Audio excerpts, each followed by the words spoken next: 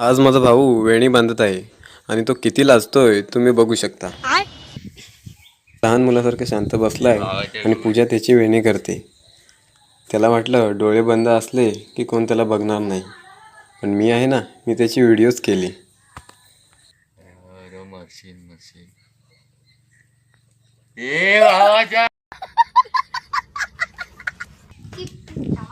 तर सर्वजण याला आलेत बघायला. माझी काय इज्जत लावतो.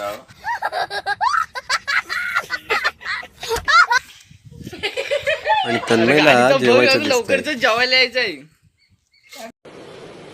अच्छा ठीक है. आणि आकाशचं फायनल लुक तुम्ही बघू शकता.